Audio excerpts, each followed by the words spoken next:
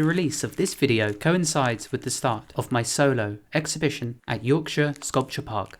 Together with the exhibit now being open until the 25th of February, their online shop, which contains all the pieces that are on show for sale, is now live, with international shipping and a whole assortment of merchandise too, such as denim aprons and tool rolls, all locally handmade by the Stitch Society. There'll be a number of prints available too, which is something you guys have been asking about forever, so I hope you like these. There's also going to be postcards and a calendar, and I'm also exhibiting for the first time 3 original illustrations, drawn with pencil, ink and watercolour, and they come with a beautiful metal frame too. And, to top it off, the pots made in this video, which are limited edition miniature vases stamped with my maker's mark and YSP, will also be available, and all the funds raised by these will go into supporting their charitable museum. And of course I'll leave links to everything I've just spoken about down in the description below.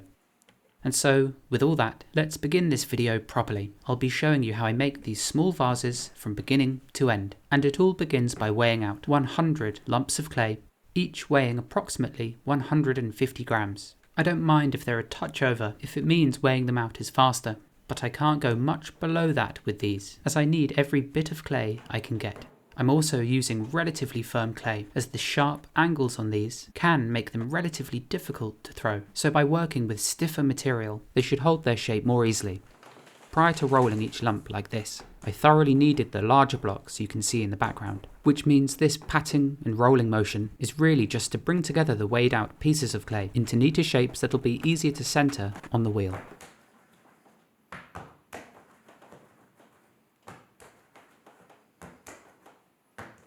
Each piece is then quickly centred, thrown onto a sticky pad of clay left over from the last pot, which helps it stick firmly down. Then the centering can begin, and I position my hands in such a way that they don't come into contact with the throwing gauge's pointer, as although it is fastened in place really securely, knocking it time and time again could cause it to shift from its carefully measured position. But more on that in a moment. Once the piece of clay is centred, I use my thumb and index finger to create a hollow in the lump of clay. And I make sure to leave about 3 or 4 millimeters in the very bottom, as I don't want to make the base too thin, and it's always better going a bit thicker than you think, as when you wire the pot off the wheel, this removes about 1 millimeter of material, so I have to account for that. The walls of clay are then lifted up, pinched between a knuckle on the outside and my fingertips on the inside. Around the bottom, I press my knuckle in, which pushes some of the excess clay up into the wall, and it's this you can see me lifting up where that bulge of clay is. I've set 2 pointers for this shape. The top one measures where the rim has to be, whereas the one below it measures the widest point on the waist. To set these initially, I simply threw a pot I liked, and then set these pointers just beside the pot at these 2 designated spots. And it means that when I throw each subsequent pot, I don't have to measure anything with a ruler. Instead, the walls of clay are just drawn up to these physical points in space, which I can see at all times, which is actually really helpful when you're lifting the walls up, as I can see exactly where the clay needs to go. They're like small targets, and they make my throwing far more efficient. With the angular shape roughly there, I can begin going through the cleanup procedure which each pot undergoes. I begin by scraping away a bit of clay from around the base. I then place a metal kidney where I want the profile of the pot to be, and from the inside out I push the stoneware out against the sharp metal edge, removing clay from the tool gradually as it builds up, and I want this lower tapering section to finish right where the bottom pointer is. I then switch to a smaller metal tool to tidy up the sections above it. The throwing gauge's pointers are made from rubber, so I don't mind if they just touch the walls of the pot, as they're not going to do any serious damage. Plus, if they do leave any light marks, I can easily tidy them up at the leather hard stage when the pot is trimmed and refined. Lastly, a chamois leather is draped over the rim just to soften it a touch. I then flick the top pointer out of the way, and then as I slide the wire beneath the pot, it pulls it away slightly from the other pointer. I keep this bucket to my left, and against the sharp plastic edge I scrape most of the slip off my hands. I then gently cup them around the pot and lift it away. With 100 of these to get through, a tool like this throwing gauge makes all the difference. The ones I use are made by my friend and potter Darren Ellis, and I'll leave a link to his website down in the description too. I could probably throw these pots with just the top pointer, but getting that line at the waist consistent over 100 pieces is more of a challenge, so having that second pointer means there's just one less thing I have to concentrate on.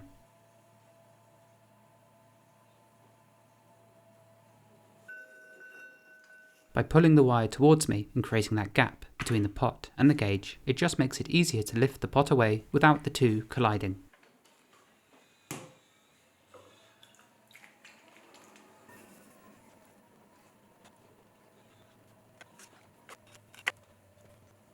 The mirror stood in front of me helps tremendously too, as by gazing up and looking in the reflection, I can easily see exactly where the two pointers lie, whereas from looking down from above, they can be quite difficult to make out as they're behind the pot.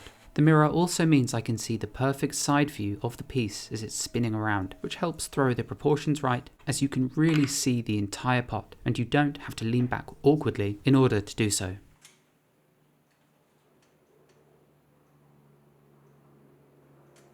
Once a board of pots is full, it's carried off and placed on the workbench, and with one board thrown, there's two more to go.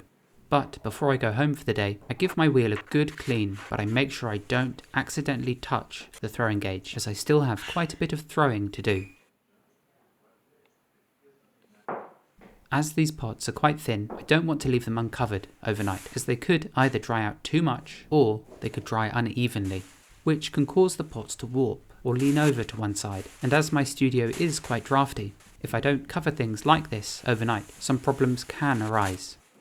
The pots are still relatively soft at this point, but at least I can control how they dry throughout the day whilst I throw more of these, and as soon as their rims turn leather hard, I'll flip them over so their damper bases are given time to dry out. Of course, not every vase is thrown successfully. Mistakes happen, and it's usually easier just to tear the piece away and start again.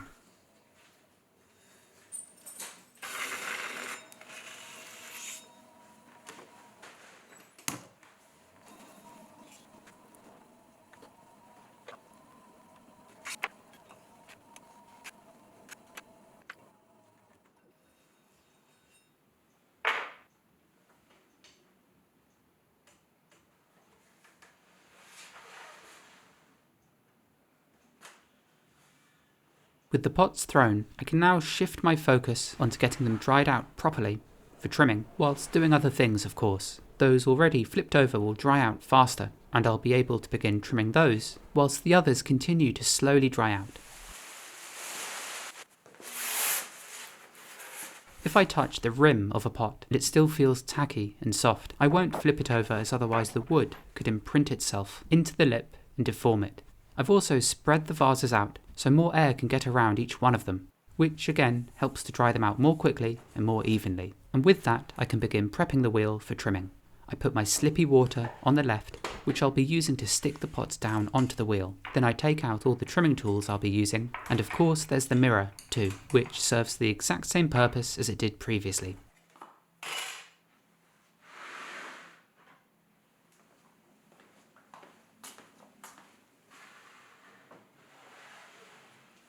To attach the pot to the wheel, I brush some slip onto its base, place it onto the metal, tap center it, seal the base with a plastic kidney, and then I can begin refining the shape, which for these begins by smoothing off the interior surface inside these and trimming the rim to be even finer.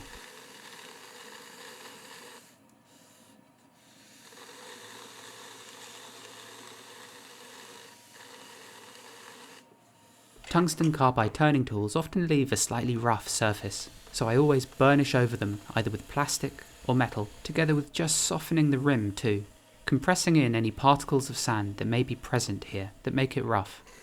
Then work can begin on the sides of the pots. I trim the base to make it narrower, and whilst I work, I hold the pot with my left hand so I'm ready to catch it at a moment's notice if it does dislodge.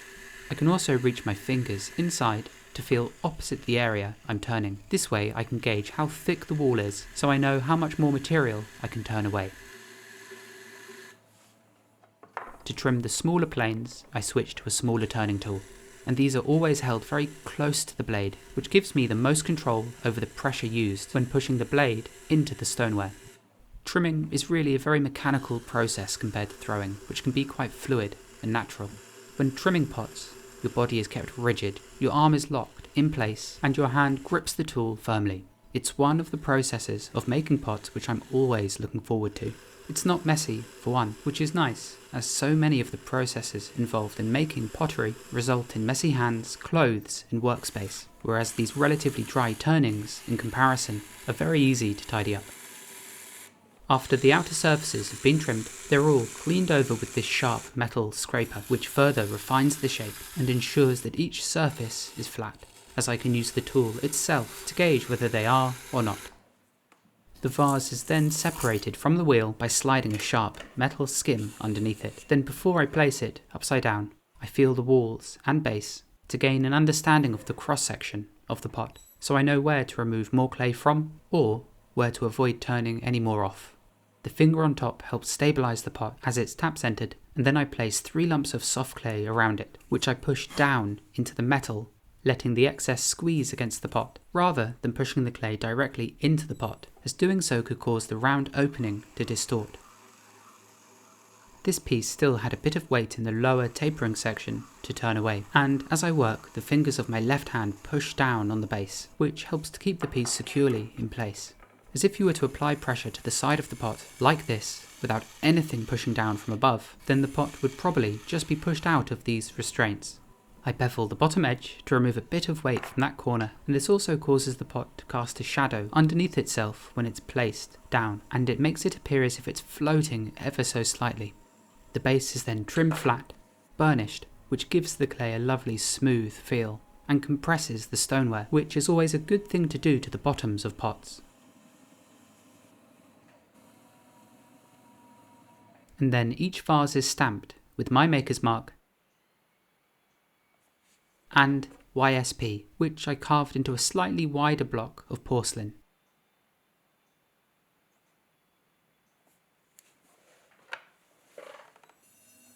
That's 1 vase trimmed, 95 to go, I believe. I've lost a few here and there. I never needed 100 exactly. I had to make somewhere between 70 and 80, and it's always a helpful idea to overproduce slightly, as you never know if all the pots will survive the firing. Some could even crack when bisque fired, and who knows, maybe I might even drop a few, but by having some extras, I'm just covered in case anything does go wrong.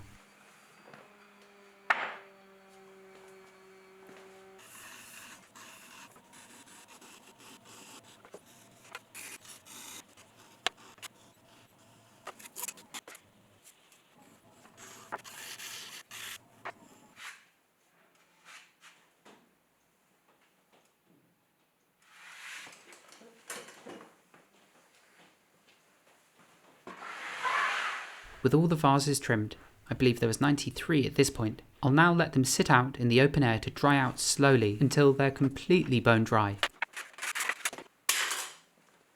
at which point they can be packed into the electric kiln for a bisque firing to 1000 degrees Celsius. This is a TE200 made by Rohde.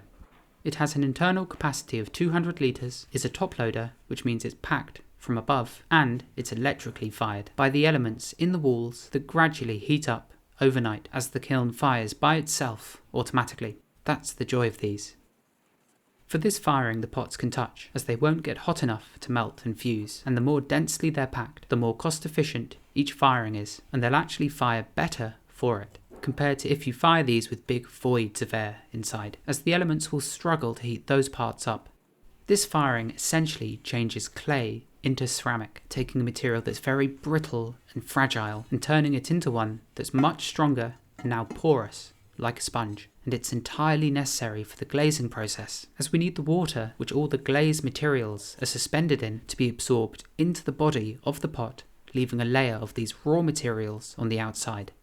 And it's this mixture of raw materials that will melt to form the glaze when they're fired for a second time to a much hotter temperature of 1290 degrees Celsius.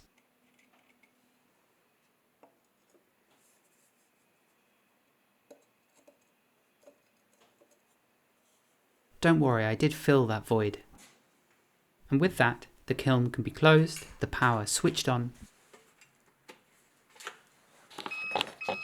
and the program set. And for a bisque firing, mine climbs up at 65 degrees an hour until 600, and then 200 degrees an hour until it reaches 985 degrees Celsius, whereupon it will sit and soak, maintaining that temperature for 15 minutes.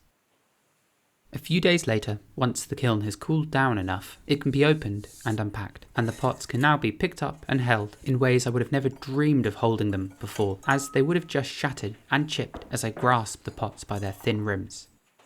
It wasn't until this point that I noticed that a number of these had some burrs of clay left inside them, stuck very slightly to the walls. So, as I unpacked these, I used a wooden throwing stick to scrape over the walls, and then I'd put these dislodged bits of clay into the bowl you can see here. I collect tiny scraps like these and crush them into a fine powder with a lump hammer until it's like dust. Then it can be wedged back into soft clay, which I can then throw with. This happens from time to time. Pots sit out on a shelf and you forget to check their insides when loading them into the kiln, as of course it would have been easier to deal with these when the vases were bone dry, as all these burrs could have just been tipped straight into the reclaim bucket.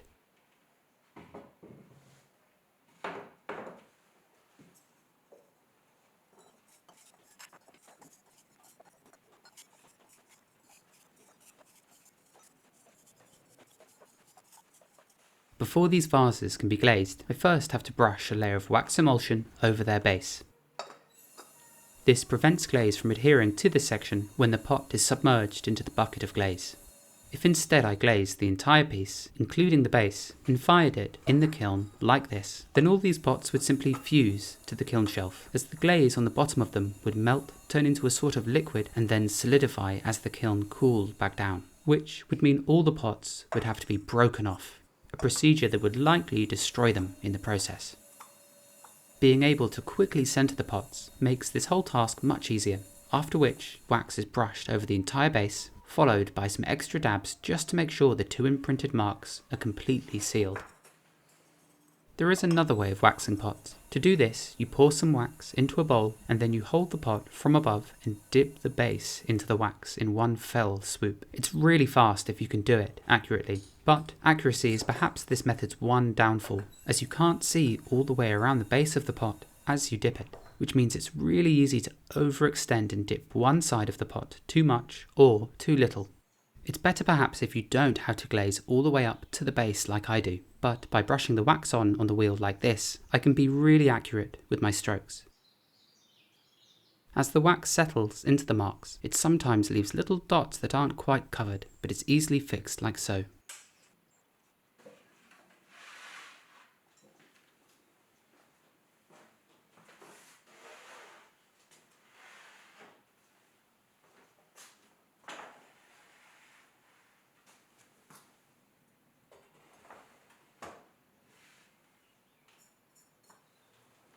Glazing comes next, and these miniature vases will be coated in a white, pale green and dark green crackle glaze.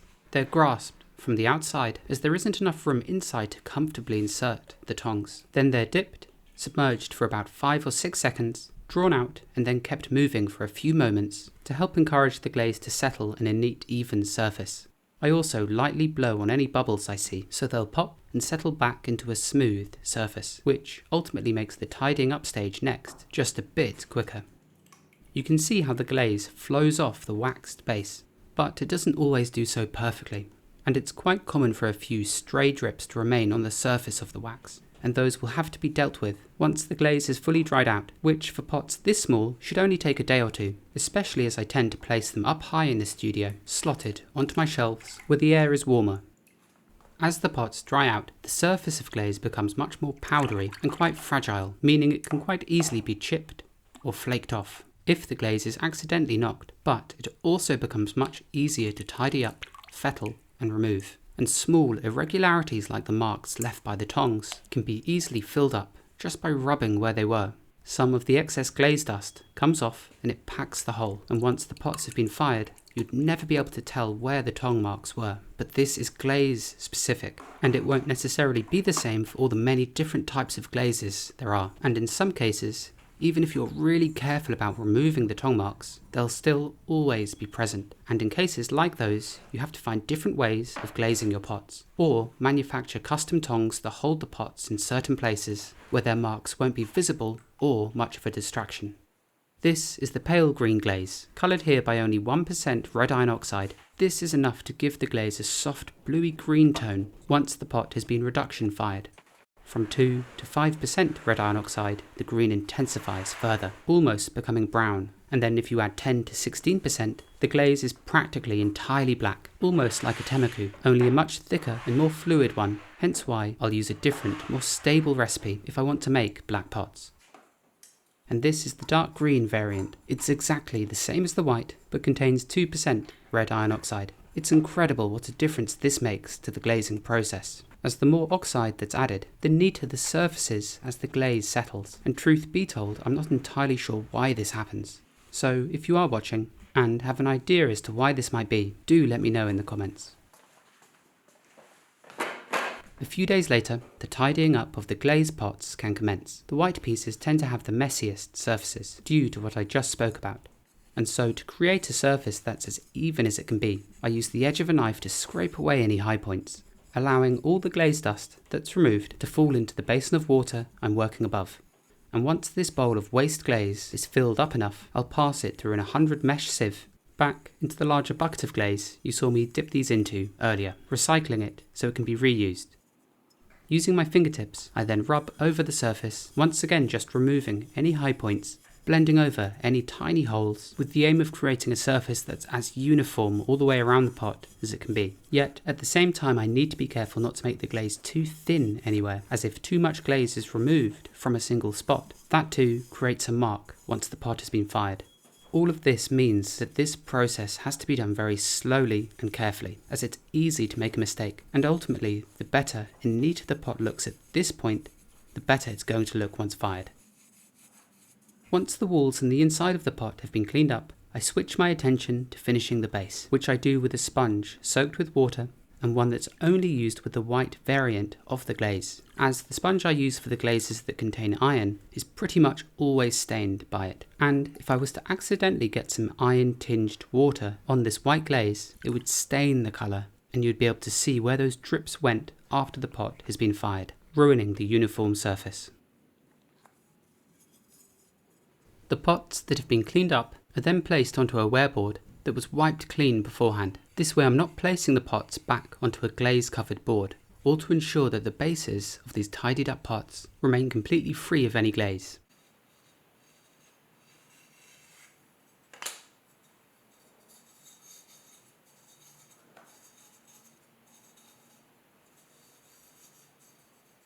Getting through all of these was almost a day's work. It is repetitive, and my left hand, which grips the pot as I work, can cramp up occasionally. But when not filming, I listen to hours and hours worth of podcasts and audiobooks just to help pass the hours.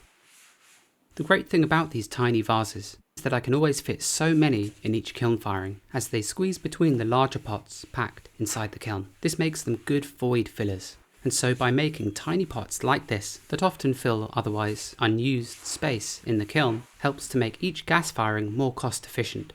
I can also use a clean sponge to wipe off any last remnants of excess glaze, which is then squeezed out in the basin of water in another attempt to save material.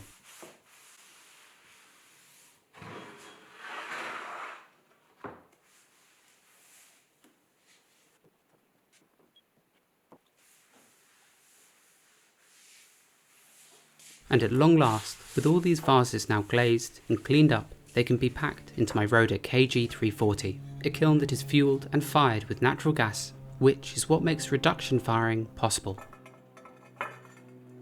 And for those of you wondering, my workshop is relatively close to a military airfield, which may explain some of the sounds you hear throughout this video. This kiln is a front loader and is packed from the bottom up. The lowest layer usually contains a real mixture of pots, from pots being refired if they didn't quite reach temperature the first time round, or those iron-clad vessels coated with yellow iron ochre. After each layer is packed, 3 props are placed on the new shelf like legs of a tripod to help keep it stable. For this firing the pots cannot touch, otherwise they'll stick and fuse together and will have to be broken apart, but they can still be packed very closely, with about 2 to 3 millimeters between each.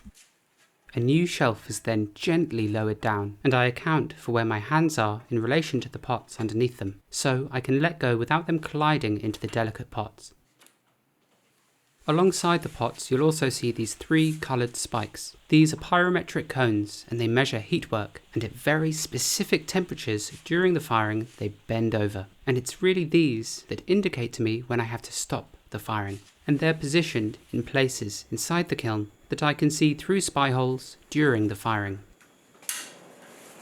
As for the firing itself, this process takes about 9 hours from start to finish. The kiln is lit with the doors open to prevent any accumulation of gas inside the chamber which could then be suddenly ignited. Instead it's lit with the doors open, then I swing them shut and seal the kiln tightly. This kiln, unlike the electric, is also fired entirely by hand. This means that every 30 minutes or so I check the rate at which the temperature is rising and I make changes accordingly. I need the firing to go slowly at the beginning, as if the temperature is taken up too quickly, pots can explode and glazes can boil, but there's always an initial jump after the kiln is lit, as the gas burners can only be lowered so much before they turn off. The 2 valves below control the gas pressure, whilst the one above controls the forced air, but that's only turned on at about 500 degrees Celsius or so. Every 30 minutes I take a note of the time, hour, the temperature, the gas pressure, the air pressure, and the damper position, and I do this for every firing, as it makes it easy to replicate successful ones, as I simply have to follow the firing chart of those which have previously fired well.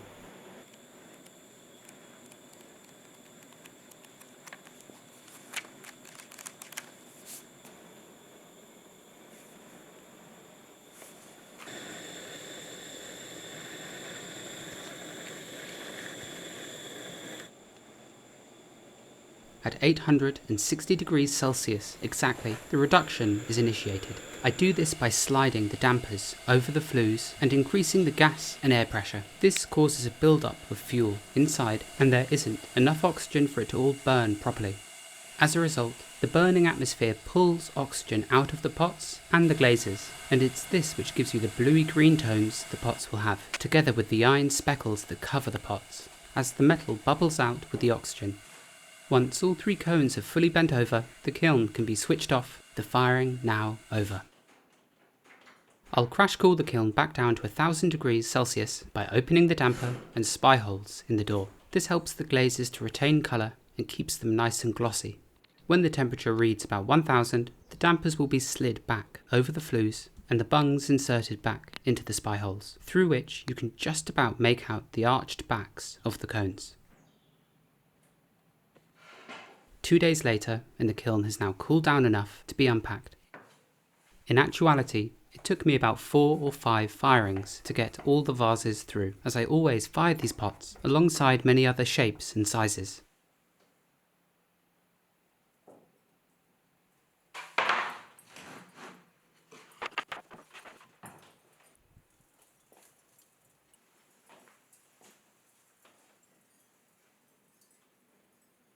All the pots at this point have shrunk about 12% from freshly thrown to finally fired, and the biggest jump happens during the glaze firing, and it's still, after so many firings, a bit of a shock to see just how much they change. The pots will remain piping hot for a while, so I swing the door open and let them cool naturally. Then, once all the pots have been unloaded, the bottom of each one is very lightly sanded, just to take the edge off any sharp pieces of grog that appear as the clay shrinks around them. If I were to grind away too much, there's a flashed toastiness given to the pots by the reduction firing that would be lost, so I don't polish them too much.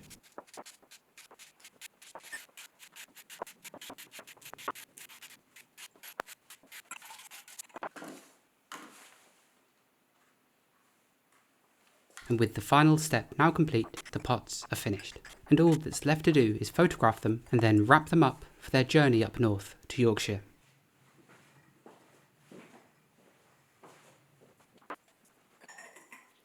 If you'd like one of these, you'll be able to find a link to them in the description below, amongst many other pots and pieces of merchandise, like those you may have seen at the start of this video.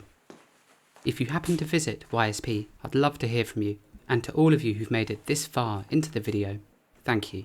I hope this film shed light on the process of how pots are created, especially on a larger scale like this, with many multiples of the same shape, thrown to be identical. And with that, I'll see you next time.